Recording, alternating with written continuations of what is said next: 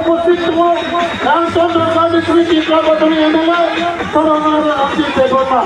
তিনি নির্বাচন প্রার্থী তিনি প্রস্তাব উপস্থিত বন্ধুগণ ডিসি কাউন্সিলর লাল সানুবা 2021 যে কেরুয়া বাহিনী